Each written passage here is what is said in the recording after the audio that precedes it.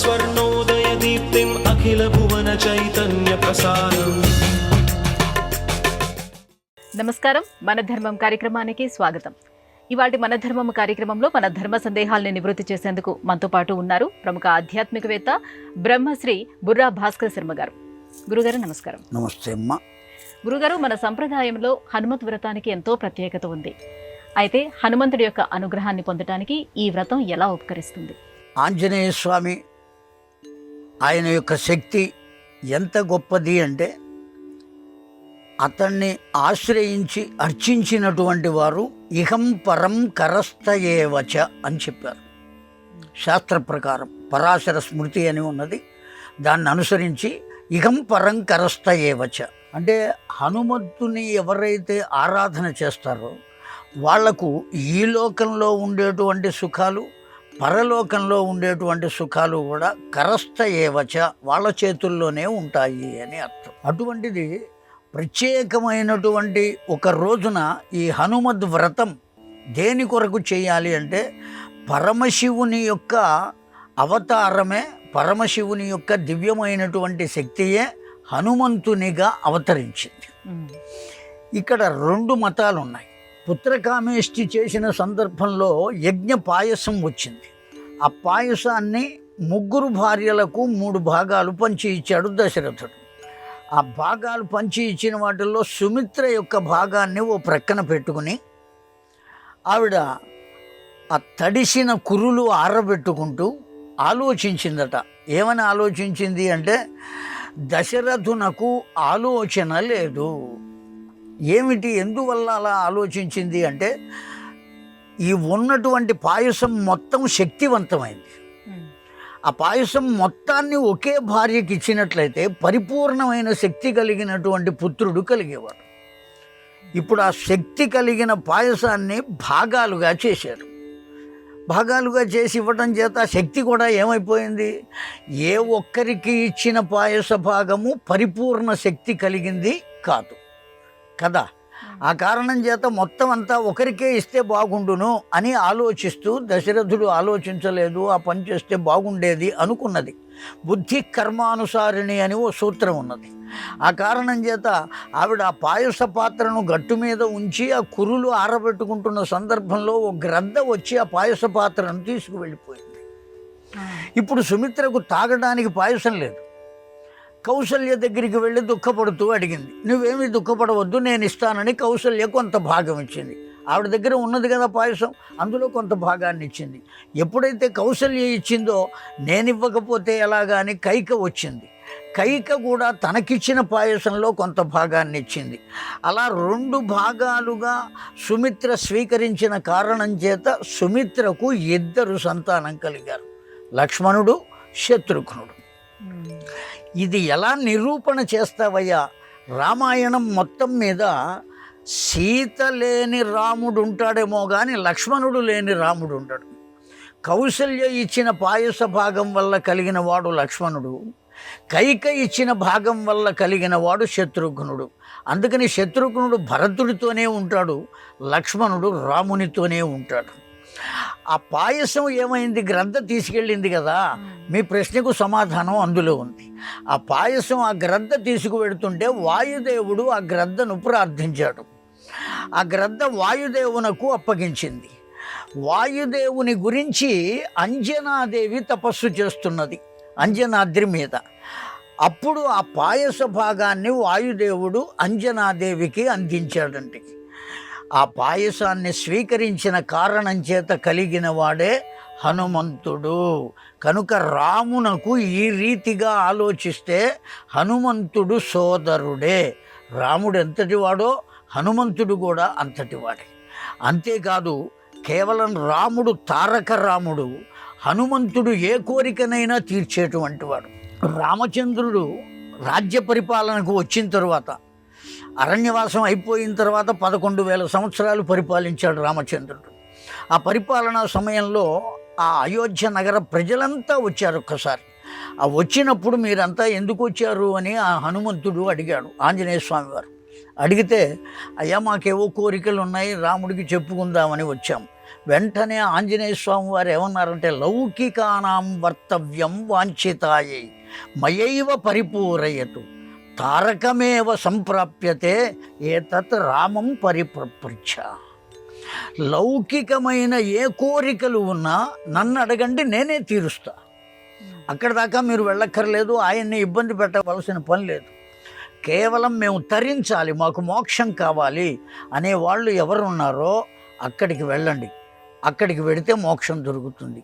ఇప్పుడు మనకు అర్థమయ్యింది ఏమయ్యా అంటే, మానవ లోకంలో మనకందరికీ ఉన్నటువంటిది లౌకికమైన కోరికలే తీరాలి, కానీ మోక్షంతో మనకేమి పని లేదు కనుక ఆ ఆంజనేయ స్వామిని కనుక ప్రార్థించినట్లయితే ఈ లోకంలో ఉండేటువంటి సుఖాలన్నీ కూడా ఏర్పడతాయి. కనుక హనుమద్ వ్రతాన్ని కనుక చేసినట్లయితే ఆ ఆంజనేయ స్వామి మన వెంట ఉండి జంటగా ఉండి కాపాడుతాడు. ఆ కారణం చేత దానికి ఒక రోజు ఏర్పాటు చేసి ఆ వ్రతాన్ని ఏర్పాటు చేసుకోండి అని పెద్దలు నిర్ణయించినటువంటి నిర్ణయం. గురుగారు, పూజ పరిసమాప్తి సమయంలో మనం భక్తిహీనం క్రియాహీనం అని అంటాం కదా, అంటే భక్తి లేకపోయినా కూడా భగవంతుడు అనుగ్రహిస్తాడా? పొరపాటును కూడా అనుగ్రహించడు.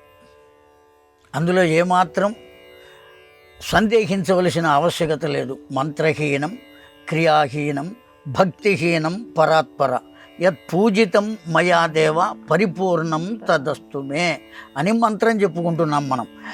బుద్ధిహీనం అనేటువంటి దాన్ని మనం మార్చుకున్నామేమో అని నా వరకు నాకు అనిపిస్తుంది. భక్తిహీనం కాదు, అసలు భగవంతుని పట్ల మనకు ఉండవలసిందే భక్తి. నువ్వు అర్చన చేసినా చేయకపోయినా, పూజ చేసినా చేయకపోయినా, స్తోత్రం చేసినా చేయకపోయినా, అసలు అతడు ఉన్నాడు, అతడు మనల్ని చూస్తున్నాడు అనేటువంటి ఒకానొక ఆలోచన ఉంటే లోకంలో ఉండేటువంటి మానవ జాతి చెడు పనులు చేసేటువంటి అవకాశం లేదు. అక్కడ పోలీసు ఉంటే దొంగతనానికి వెడతాడా ఎవరైనా? కనుక భగవంతుడు ఉన్నాడు, వాడు చూస్తున్నాడు అనేటువంటి స్పృహ కలగటమే భక్తి. అంతే తప్ప 14 బొట్లు పెడితే భక్తి కాదు. పట్టుబట్టలు కట్టుకున్నంత మాత్రం చేత, లేదు కాషాయం కట్టుకున్నంత మాత్రం చేత భక్తి అనబడేది కాదు. అది కేవలం ఆడంబరమైనటువంటి వేషం మాత్రమే. భక్తి అంటే ఒక్కటే నిర్వచనం అమ్మ, భగవద్ అనుభవము. ఆ భగవంతుడు ఉన్నాడు అనేటువంటి అనుభవాన్ని పొందటమే భక్తి. అసలు ఆ భక్తే లేకపోతే భక్తిహీనం అని వాడు అన్న తర్వాత ఇంక వాడెందుకు కాపాడతాడు? పొరపాటును కూడా మన జోలికి రాడు. భక్తి కలిగి ఉండి తీరవలే. గురుగారు, ధృతరాష్ట్రుడు పుట్టుకతోటి అంధుడు. అవును. ధృతరాష్ట్రుడికి శారీరక వైకల్యంతో పాటు మానసిక వైకల్యం కూడా ఉందా? ధృతరాష్ట్రుడి యొక్క మనస్తత్వాన్ని ఎలా అర్థం చేసుకోవాలి?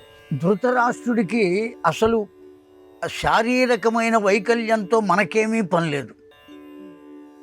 ఉన్నదా లేదా అనేటువంటి విషయాన్ని కూడా మనం ఆలోచించవలసిన ఆవశ్యకత లేదు. ఆ విషయాన్ని గురించి ఆలోచించవలసింది గాంధారి.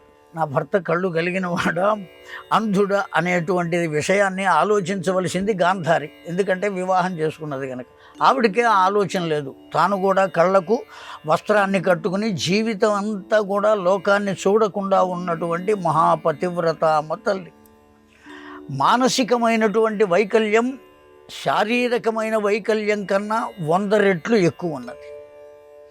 కారణం ఏమంటే, తన పుత్రుడు సనక సనందనాదులే వచ్చి ఆ ధృతరాష్ట్రునకు అనేకములైనటువంటి ధర్మములు చెప్పారు. కేవలం సనక సనందనాదులు అంటే భగవంతుని యొక్క దివ్యమైనటువంటి అవతారం. సనక, సనందన, సనత్కుమార, సనత్సుజాతులు అని 4 వాళ్ళు. 4 కలిపి కుమారాహ అని పిలుస్తారు. ఒక్కొక్కరిని విడిగా పిలవటం కష్టం కనుక వాళ్ళంతటా వాళ్ళు వచ్చి ధృతరాష్ట్రునకు ధర్మం చెప్పారు. కేవలం వాళ్ళు మాత్రమే కాదు, ప్రక్కనే విదురుడు ఉన్నాడు. ఆ విదురుడు కూడా అనేకములైనటువంటి ధర్మములను చెప్పాడు. సంజయుడు కూడా అనేకములైనటువంటి ధర్మములను చెప్పాడు. ఎన్ని ధర్మములు చెప్పినా చిట్ట చివరకు అక్రూరుడు అనబడేటువంటి అతడు కృష్ణ పరమాత్మ చేత పంపబడి ధృతరాష్ట్రునితో చెప్పమన్నాడు. 4 మంచి మాటలు చెప్పవయ్యా ధృతరాష్ట్రునకు. లక్క ఇంట పాండవులను ఉంచి దహనం చేయటానికి చూశారు. ఆ విదురుడు అడ్డుపడి కాపాడాడు, లేకపోతే పాండవులు ఉండేవారు కాదయ్యా అని అక్రూరుని పంపితే, ఆ అక్రూరుడు ఇక్కడికి వచ్చి అనేకములైన ధర్మములు చెబితే ఇవన్నీ విన్న తర్వాత ధృతరాష్ట్రుడు ఏమన్నాడంటే, నీవు చెప్పినవన్నీ సత్యమేనయ్యా, అందులో ఏమాత్రం సందేహం లేదు. నీవు ఎన్ని చెప్పినా, సనకసనందనాదులు ఏ రకంగా చెప్పినా, విదురుడు చెప్పినా, సంజయుడు చెప్పినా అన్నీ నేను వినగలను. కానీ నా పెద్ద కుమారుడైన దుర్యోధనుడు వచ్చి ఏది చెబితే అది మాత్రమే చేయగలను, కానీ మీరు చెప్పినవేవి నేను చెయ్యలేను అన్నాడు. కనుక పుత్రవ్యామోహము అనేటువంటి ఒకానొక మానసికమైన రుగ్మత కలిగినవాడు. రుగ్మత అంటే డిసీజ్, జబ్బు, అది కలిగినటువంటి వాడు ధృతరాష్ట్రుడు. కనుక మానసికమైనటువంటి వైకల్యం కూడా ఖచ్చితంగా ధృతరాష్ట్రునకు ఉన్నది. గురుగారు, దైవానుగ్రహం పొందటానికి ఎన్నో భక్తి మార్గాలు ఉన్నాయని చెప్తారు. అందులో ముఖ్యమైనది ఆరాధన, ధ్యానాలు అని చెప్తారు. ఈ రెండిట్లో కూడా ముఖ్యమైనది ఏది? ధ్యానం చాలా ముఖ్యమైనది. ఆరాధన, అర్చన, సేవలు, భగవత్ సేవలు 5 ఉన్నాయమ్మ. స్థాన సేవ, అంగసేవ, అర్చనా సేవ, ధ్యాన సేవ, తపో సేవ. ఆ స్థాన సేవ అంటే ఆ దేవాలయం యొక్క భాగాన్ని, ఆ దేవాలయం యొక్క భూమిని మొత్తం అంతటినీ కడగటం, ముగ్గులు పెట్టడం, సేవ చేయటం, అది దాన్ని స్థాన సేవ అంటారు. అంగసేవ అంటే అభిషేకము మొదలైనటువంటివి.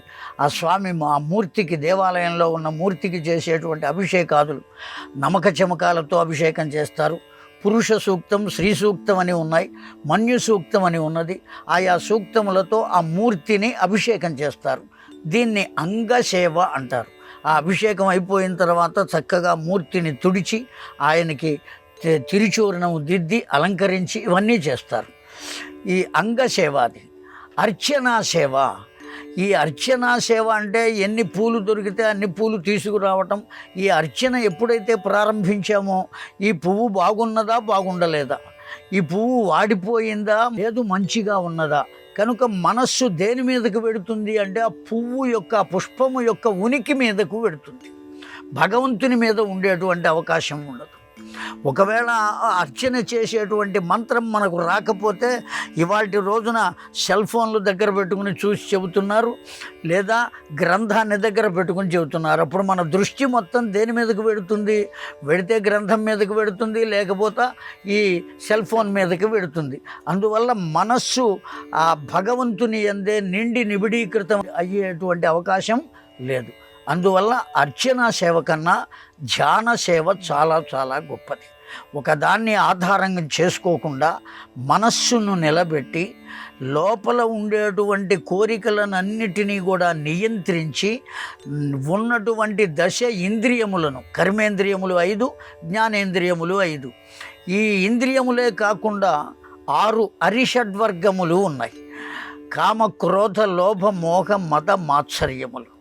ఇవి కాకుండా 4 అంతఃకరణ చతుష్టయము అని ఉన్నాయి. మనో, బుద్ధి, చిత్త, అహంకారములు. మొత్తం ఇవన్నీ కలిపి 20 వస్తువులు మనకు తెలియకుండా మనలోనే ఉండి మన చేత ఎన్నో చేయకూడని కర్మలు చేయిస్తున్నాయి. కొంతమంది చేత సత్కర్మలు కూడా చేయిస్తున్నాయి, వారి వారి మనో వికాసాన్ని అనుసరించి. కనుక కేవలం సత్కర్మలే మనం చేయాలి అని అనుకుంటే మాత్రం ధ్యాననిష్ఠుడై ఈ ఇంద్రియములను, అరిషడ్వర్గములను, 6 శత్రువులను వాటిని నియంత్రించి ఎప్పుడైతే తదేక ధ్యానంలో కూర్చుంటాడో తనలో భగవంతుని చూసుకోగలుగుతాడు. ఆ చూసుకోగలిగిన తర్వాత ఇక అతడు పొందవలసింది ఏది ఉండదు. ఇంకా ఏది పొందవలసిన, భోజనం లేకపోయినా అతడికి ఏమీ ఆకలి ఉండదు. అటువంటి స్థితి కలుగుతుంది. కనుక అర్చన కన్నా ధ్యానమే గొప్పది. అర్చనను మనం ఏమీ తీసిపారేయడానికి వీరలేదు. ఆ ధ్యానము అనేటువంటి సోపానాన్ని చేరుకోవటానికి ఇవన్నీ క్రింద ఉన్నటువంటి సోపానాలు. క్రమశః మెల్లగా మెల్లగా ఆ ధ్యాన స్థితికి చేరుకోగలిగితే, ఆ ధ్యానాన్ని పొందితే భగవద్ అనుగ్రహం పరిపూర్ణంగా మనం పొందవచ్చు. గురుగారు, మరో సందేహం. ధర్మానుసారం వివాహ విధానాలు పలు విధాలుగా ఉన్నాయి. అందులో ఏది సరైనది? పెద్దలు నిర్ణయించిందా, లేకపోతే స్వతంత్ర వివాహాల? మీరు అడిగిన ప్రశ్నలో కొద్దిగా తేడా ఉన్నది. ధర్మానుసారం వివాహాలు అనేకం ఉన్నాయి, అందులో ఏది గొప్పది? ధర్మానుసారంగా ఎన్ని వివాహాలు ఉన్నప్పుడు ధర్మాన్ని అనుసరించాలి కనుక ఆ వివాహాలన్నీ అనుసరించవలసిందే. కాకపోతే ఒక్కటి దాన్ని కొద్దిగా నేను సవరిస్తున్నాను. వివాహాలు అనేక రకాలుగా లోకంలో జరుగుతున్నాయి. ఆ జరుగుతున్నటువంటి వివాహాలలో ఏ వివాహం సరి అయినటువంటిది? వివాహము అనబడేటువంటిది దాని భావం ఏమంటే, వివాహం అనే పదం లేదు అసలు, ఉద్వాహము అనే పదం. ఇద్దరు కలిసి ఒక్కటిగా జీవించుట, దాని అర్థం ఇద్దరు కలిసి ఒక్కటిగా జీవించుట. అకౌంట్ నెంబర్ వేరుగా ఉండకూడదు, వేరే ఆలోచన ఉండకూడదు. ఎప్పుడైతే వివాహం అయ్యిందో అయిన మరుసటి క్షణం నుంచి ఆమె ఆలోచనలను అతడు, అతడి ఆలోచనలను ఆమె, ఇద్దరూ కూడా ఏకీభవించి నడుచుకోవాలి. ఈ ముందు ఓ సైకిల్ నడుస్తున్నది, ఆ సైకిల్ నడవాలంటే 2 చక్రాలు నడవాలి. అందులో ఒక చక్రం నడిచి ఒక చక్రం ఆగిపోతే సైకిల్ ముందుకెళ్ళే అవకాశం లేదు. కనుక వివాహ వ్యవస్థ అనబడేటువంటిది చాలా చాలా పవిత్రమైనది. ఎంత పవిత్రమైనదంటే భగవంతుని అర్చించే కన్నా, భగవంతుని గురించి తపస్సు చేసే కన్నా కూడా గొప్పది వివాహ వ్యవస్థ. ఎందువల్ల అంటే వివాహ వ్యవస్థ వల్లనే సంతానం కలుగుతుంది, ఆ సంతానము వల్లనే సమాజము ఏర్పడుతుంది. సమాజము ఎప్పుడూ దుర్మార్గంగా ఉండకూడదు అని అనుకున్నప్పుడు వివాహ వ్యవస్థ పునాది సక్రమంగా ఉండాలి. అది సక్రమంగా ఉండాలి కనుక కేవలం శారీరకమైనటువంటి వాంఛ కాక, బాహిరకమైనటువంటి సౌందర్యమును గురించి కాక, మానసికమైనటువంటి వ్యవస్థను గురించి ఆలోచించి వివాహం చేసుకోవాలి. ఆ విధంగా ఆలోచించగలిగిన వాళ్ళు ఎవరుంటారు అంటే కేవలం తల్లిదండ్రులు మాత్రమే. కారణం ఏమంటే ఇప్పటికే వివాహం చేసుకుని సంతానాన్ని పొంది కొంతకాలం కాపురాన్ని గడిపిన వాళ్ళు కనుక ఏ విధంగా ఉంటే వాళ్ళ కాపురం హాయిగా నడుస్తుంది అనేది ఎవరికి తెలుస్తుంది? అనుభవం కలిగిన వాళ్లకు తెలుస్తుంది. మన ఇంట్లో గడియారం చెడిపోతే 30 సంవత్సరాల నుంచి బాగు చేసేవాడు ఒకడు ఉన్నాడు ఆ ఊళ్ళో, ఈ రోజునే ఓపెన్ చేసిన వాడు ఉన్నాడు ఆ ఊళ్ళో. ఈ రోజునే ఓపెన్ చేసిన వారికి ఇస్తామా? 30 సంవత్సరాల నుంచి ఉన్న వారికి ఇస్తామా? ఆ గడియారాన్ని 30 సంవత్సరాల వాడికే ఇస్తాం. కనుక అనుభవంతో ఉన్నటువంటి వాడికి మన వస్తువుని ఎలా ఇచ్చామో, అనుభవంతో చెప్పినటువంటి వారి మాట ప్రకారం మన జీవితాన్ని నడుపుకుంటే అది ఉద్వాహము, లేకపోతే అగ్రిమెంట్ అవుతుంది అని చెప్పారు పెద్దలు. కనుక పెద్దలు కుదిర్చినటువంటి వివాహం చేసుకోవటమే ధర్మము. గురుగారు, మరో సందేహం. సోదరులు అంటే రాముడి సోదరుల్లా ఉండాలి అని అంటారు, మరోవైపు అన్నదమ్ములు అంటే పాండవుల్లాగా ఉండాలి అని అంటారు. ఇంతకీ రాముడి సోదరులు శ్రేష్ఠులా లేకపోతే ధర్మరాజు సోదరులు శ్రేష్ఠులా? ధర్మరాజు సోదరులే రాముని సోదరుల కన్నా గొప్పవారు. ఎలా? నిర్ద్వంద్వంగా చెప్పవలసినటువంటి విషయం. కారణం ఏమంటే రాముడు అరణ్యానికి వెళ్ళినప్పుడు ఒక లక్ష్మణుడు వస్తానన్నాడు. ఆ లక్ష్మణుడిని నువ్వు రావద్దు అని అనలేదు రాముడు. ఎందుకంటే లక్ష్మణుడు లేకుండా రాముడు ఉండలేడు. త్వద్ బాహిర ప్రాణం, నీవు నా బాహిరకమైనటువంటి ప్రాణం. ఎవరు అంటే లక్ష్మణుడు. అంతఃప్రాణము సీతమ్మ, బాహిరకమైన ప్రాణము లక్ష్మణుడు. కనుక ఈ 2 ప్రాణాలని వెంట పెట్టుకుని వెళ్ళాడు రామచంద్రుడు. కానీ భరతుడు, శత్రుఘ్నుడు మేనమామ గారింటికి వెళ్ళారు. మిగిలినటువంటి విషయాల్లో ఏ విషయంలోనూ రాముని తమ్ములు కూడా మంచివారే. కారణం ఏమంటే భరతుడు రాముని మరల తిరిగి తీసుకువెళ్ళటం కోసం వచ్చాడు. ఆ వచ్చిన సందర్భంలో లక్ష్మణుడు దూరం నుంచి చూచి రామచంద్రునితో చెప్పాడు, అన్న భరతుడు వస్తున్నాడు, అతడి తల్లి మనల్ని అయోధ్య నుంచి వెళ్ళగొట్టింది, ఇప్పుడు ఇక్కడి నుంచి కూడా మనల్ని తరిమేయడానికి వస్తున్నాడు భరతుడు, నేను ఇక్కడ నుంచే అతన్ని సంహరిస్తాను, సంహరించమంటావా అడిగాడు లక్ష్మణుడు. రాముణ్ణి అడిగాడు. ఎప్పుడైతే అడిగాడో రాముడు ఏమన్నాడో తెలుసునా?